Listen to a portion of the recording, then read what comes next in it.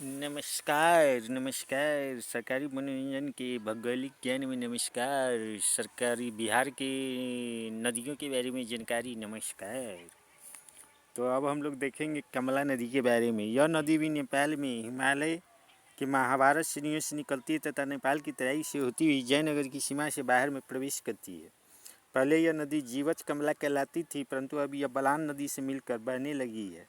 यह मिथिला की प्रसिद्ध नदी है और पुण्य प्राप्ति की दृष्टि से गंगा के बाद मिथिला में इसी का स्थान है।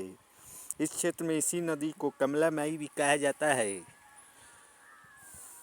यह दरभंगा प्रमंडल में प्रवाहित होकर कोसी से मिल जाती है। इसकी प्रमुख सहायक नदियाँ सोनी, ढोरी और बलान है। वर्षा के समय यह नदी काफ़ी बढ़ जाती है। धारा परिवर्तन इसका स्वभाव रहा है, अतः इसकी बाढ़ से प्रभावित क्षेत्र में काफ़ी क्षति होती रहती है। कोसी पूर्वी नेपाल में हिमालय की उच्च श्रेणियों के मध्य सप्तकोशी क्षेत्र से निकलती है। इस क्षेत्र में जल की 7 धाराएं भोटिया कोसी, सूत कोसी, तांबा कोसी, लिखू कोसी, दूध कोसी, अरुण कोसी और तांबर कोसी बहती है, जिससे इसका नाम सप्तकोशी पड़ा है। कोसी का वास्तविक का नाम कौशिकी है तथा इसका महत्व गंगा, यमुना, सरस्वती, कृष्णा, कावेरी और नर्मदा के समान है। हिमालय से निकलकर कोसी नदी की धारा नेपाल के पर्वतीय प्रदेश से बहती हुई भारत नेपाल सीमा को पार कर चतरा धरान के निकट बराहा क्षेत्र से बिहार में प्रवेश करती हैं।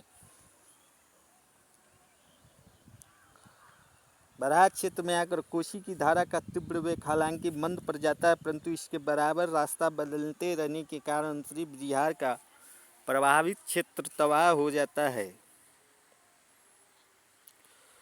यही कारण है कि इस नदी को बिहार का शोक या बिहार का अभिशाप कहते हैं। यह सुपौल, सहरसा, मधेपुरा, अररिया तथा पूर्णिया जिले से होती हुई खगड़िया के पास गंगा से मिल जाती हैं।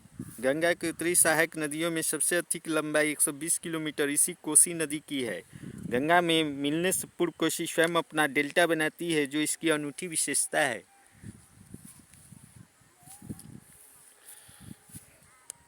महानदी उत्तरी बिहार के मैदान की यह सबसे पूर्वी नदी है, जो हिमालय से उतरने के बाद पूर्णिया और कटिहार जिले से होकर बहते हुए कटिहार के दक्षिण पूर्व में गंगा नदी में मिल जाती है। अब हम लोग बिहार में गंगा के दक्षिणी भाग के कुछ प्रमुख नदियों के बारे में। तो पहला है सोन अथवा सोनभद्र नदी का उद्गम गोंडवाना क्षेत्र में स्थित मैकाल पर्वत के अमरकंटक नामक स्थान से हुआ है। सोन नदी के उद्गम को अरीय अपवाह प्रतिरूप का एक बढ़िया उदाहरण माना जाता है, क्योंकि अमरकंटक से सोन के साथ अन्य दिशाओं में नर्मदा भी निकलती है। यह कमीर के पठार के दक्षिण से बिहार में प्रवेश कर गंगा सोन के द्वैब में बिहार को सबसे उपजाऊ मैदान बनाती है। इस नदी की कुल लंबाई 780 किलोमीटर है।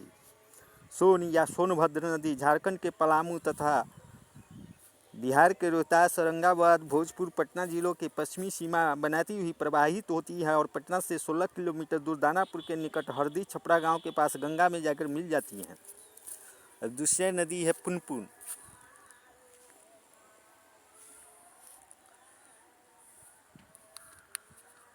यह नदी छत्तीसगढ़ के पठारी भाग से निकलती है। मौसमी नदी होने के कारण यह ग्रीष्म काल में सूख जाती है,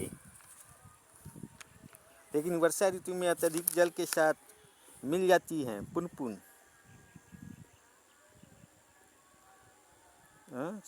हाँ ठीक। यह गया और पटना जिलों में बहती हुई फतुआ नामक स्थान के निकट गंगा में मिल जाती है। ऐसा माना जाता है कि पुनपुन नदी में स्नान तथा पिंडदान करने से पूर्वजों की आत्मा को शांति मिलती है और उन्हें मोक्ष प्राप्त होता है। पुनपुन की सहायक नदियों में दरगाह और मनोहर नदियाँ प्रमुख है। अब दूसरी प्रमुख नदी कर्मनाशा।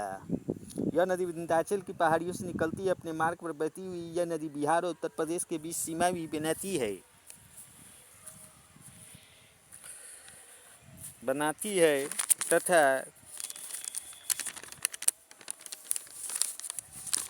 तथा उत्तर पूर्व की ओर बहने के बाद चौसा के निकट गंगा से जाकर मिल जाती है। बिहार में इस नदी को अपवित्र तथा अशुभ माना जाता है, इसलिए इसका नाम कर्मनाशा पड़ा है।